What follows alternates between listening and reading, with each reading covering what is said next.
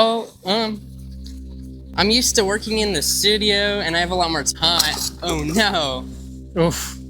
That, oh no. Oh, I knew that was gonna happen.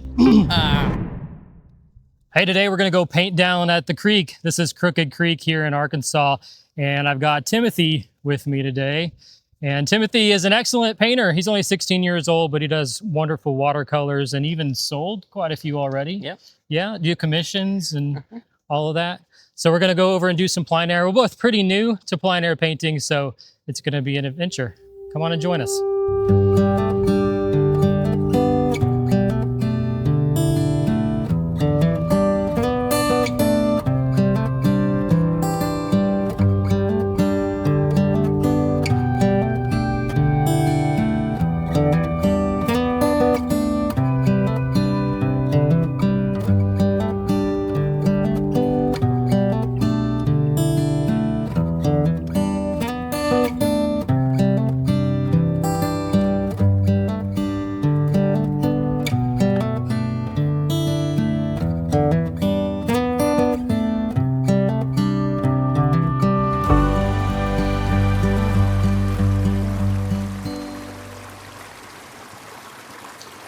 So I've come down to the creek today with Timothy. hello. Hey, Timothy. Working on a creek scene. Timothy's a watercolor painter.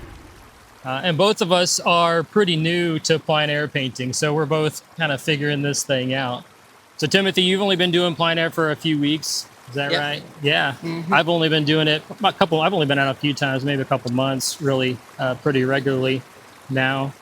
What do you like, Timothy, about plein air?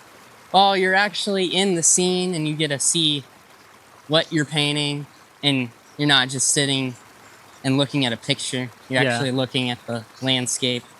Yeah. And it's pretty cool because even if your painting fails, you still get to be out here Yeah. in this beautiful scenery. And we're at Crooked Creek at an access in a little town in Arkansas called Yellville. Believe it or not, Yellville, Arkansas. And you can walk right down here to the creek. And a lot of people fish here for smallmouth, but it's a great spot to paint. Water's a little up today. We've had a lot of rain. I'll show you out this way. Normally it is not this high. It's a smaller creek, but it's beautiful today.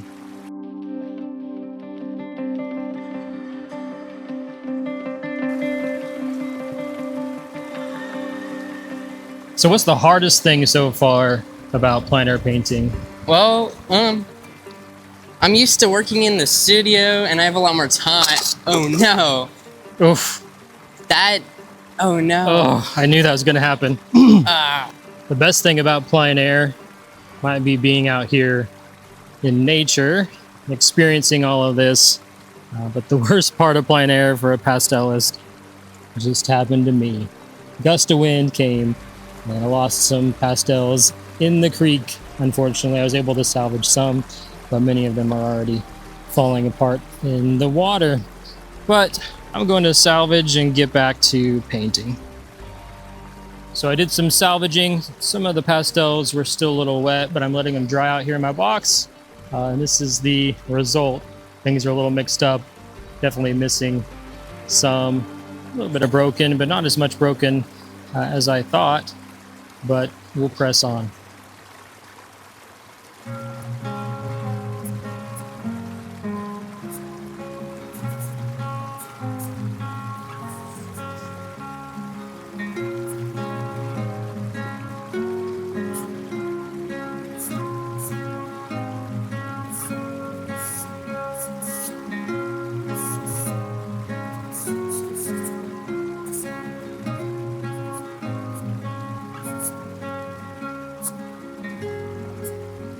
So why'd you start with watercolor and not another media? Well, I kind of I had like a watercolor class in school and I did like one painting and I found out like I really liked it, and I don't know, something stuck out more than like other mediums. Yeah. I don't know. What else have you tried? Well, I mean, I've tried acrylic before. Try. Yeah. I haven't had too much practice with it, but and then I love to draw. I think Uh-huh. I like to draw more than watercolor. Oh yeah, Yeah. So Well, maybe you'd like pastel then. I just think they're really messy. Yeah, they can be. Yeah, watercolor is probably one of the cleanest Yeah. media you can use. But really, you know, you get a little bit of dust, but if you can account for that and get set up to where you don't have to deal with the dust too much. Yeah. And you can like cover a lot more space with them. Right? Oh yeah, you can really represent They're fast. represent a scene really quickly. Yeah. 'Cause you don't have to mix. So I'm just kind of blocking in real fast right now, just to try to get the colors and values close. I think I'm going to spend most of my time. Foliage, trees is kind of a Achilles heel for me, Yeah. and so I'm going to try to spend more of my time on the water, Mm-hmm. and then I work on my weaknesses in the studio.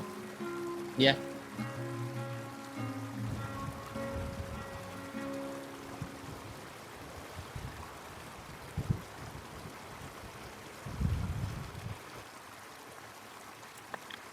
Let's see if I can dive into this water. That rippley stuff happening Mm-hmm. kind of leads you into the scene really well. I think it's really hard because there's no specific way like to paint it. You just and it's like ever changing. So you Yeah. just have to like do it. But there's not really a specific way. I don't know.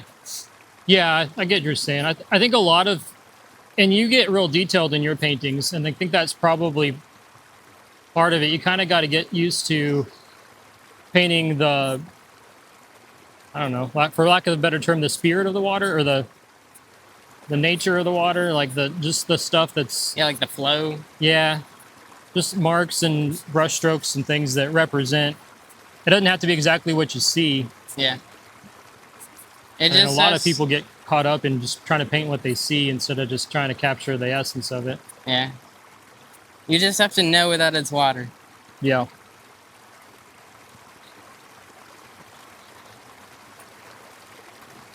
I definitely have a much more limited palette now that I have to. Oh yeah. I lost some of my pastels in the creek. Can you like mix them on the paper? Yeah, to some extent, you work? got to learn how to do that. Or do you have to like buy every single color? Yeah, you do up to a point.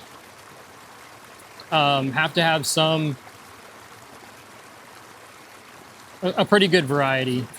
Yeah, But because- you can mix some on the paper. Yeah, Really, you only need like 5 colors if you're working with paint, yeah, because you can make every single color out of it. yep.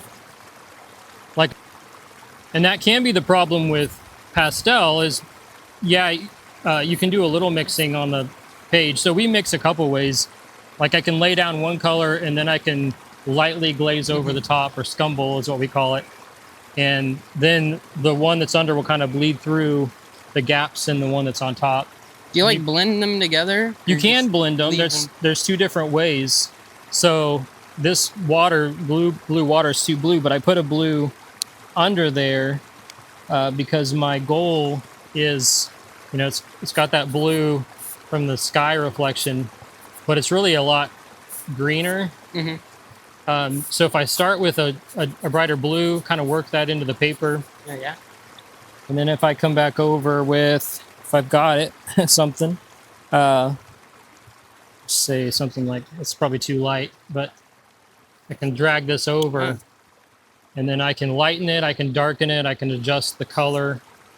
But a lot of times you're adjusting the value, adjusting the lightness or darkness, and need something that's kind of a warmer. A lot of that stuff happening in there is much warmer. So I just picked up a real strong yellow. Yeah. And I don't want to put this on solidly because it doesn't work. Yeah. But if I just pull this over the top, then I can kind of green up that blue a little bit. So Cool.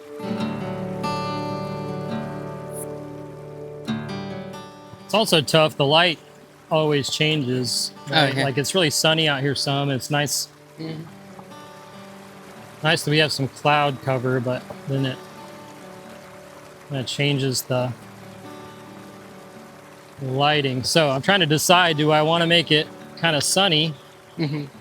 That's kind of nice. Get some sunspots in here, but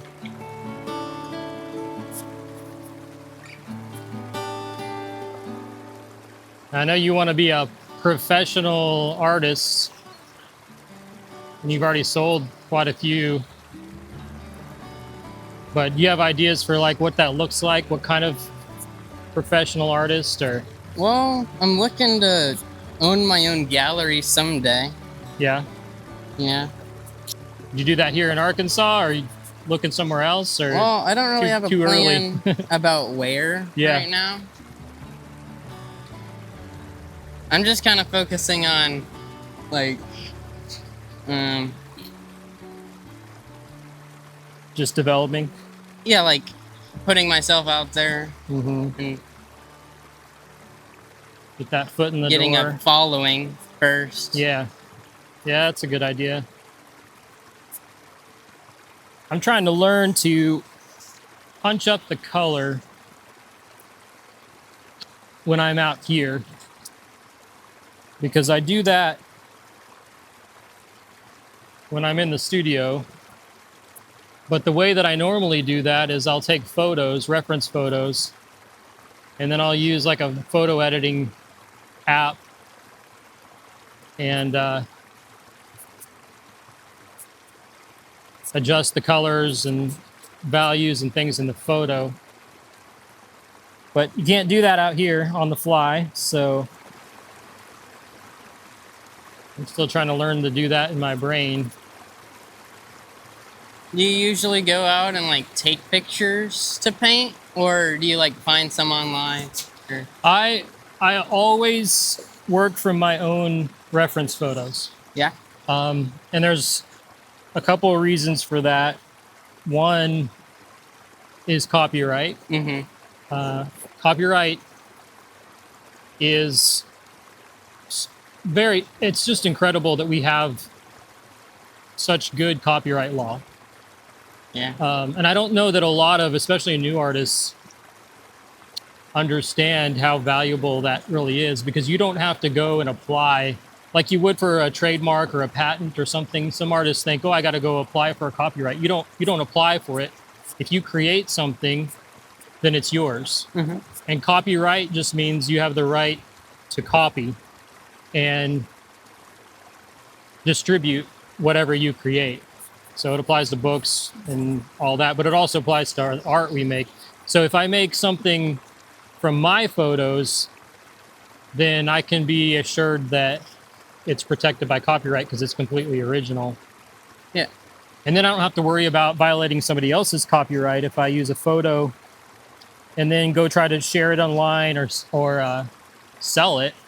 And especially if you start trying to sell your work, you have to be careful and make sure that you have the right to sell anything you made. So, but when you go to sell, it's pretty key. You have to use reference that is free for commercial use. Otherwise, you don't have the right to copy it. So if you don't have the right, the copyright, the right to copy, then you could get in some trouble. So unlike watercolor, I usually add my highlights last, where you got to leave them. I'm going to wait until the end, and that's when I add my lightest lights. Keep really going back and forth with this light. I love what it does sometimes when the cloud comes over and then it changes the color of the water.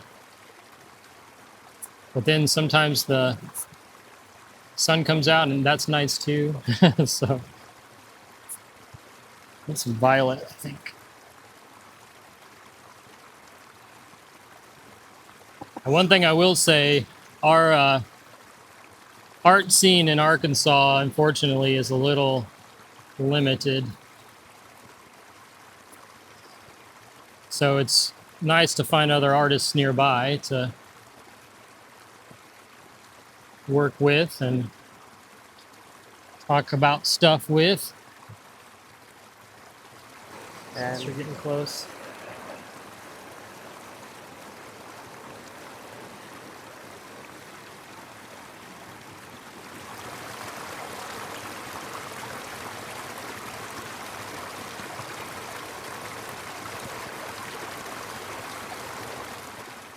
So mine feels like it's getting pretty close to done, at least for piece out here, plein air. And so I'm just evaluating if I should add some more darks, pop any of the highlights a little bit more. I usually like, if I'm doing a scene like this where the water's shallower, to kind of show some of that shallowness. Adds a little bit of dimension. These little grasses down here have shadow to them, but then if I pull down, I can get a reflection. And then maybe come in with a light pink. Put some rocks under the water. One of the things I'm still learning, and this, I don't know if this is hard for you, Timothy, but trying to keep a frame in mind, like where my scene begins and ends.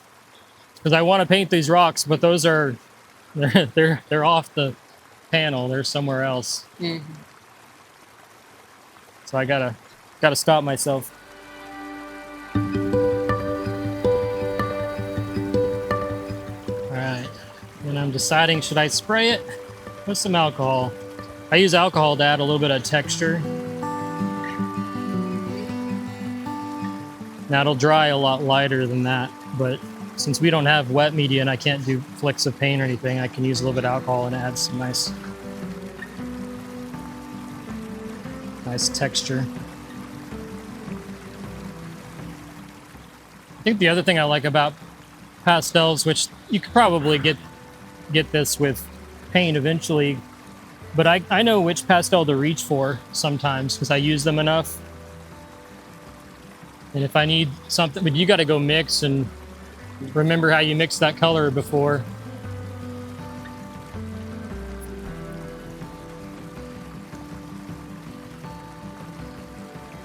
I guess that's why a lot of wet media artists, they spend a lot of time just practicing mixing.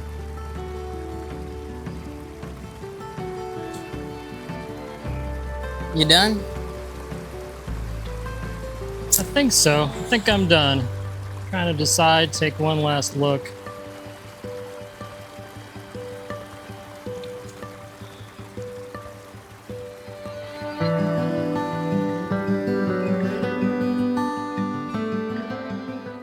Well, a little hot. I think I got a little sun. Got to put some sunscreen on here in a bit. And we got to go grab some lunch. We finished up a couple paintings, one each, and I think we learned something. What'd you learn from your plein air experience today, Timothy? Well, I got more experience painting the water and like the reflections. Yeah, and that water was moving. We got some rain recently, so I painted the water as well. Just trying to capture the scene quickly, and it was a lot of fun. All right, go try some plein air painting. See if you like it. We did. Go make something.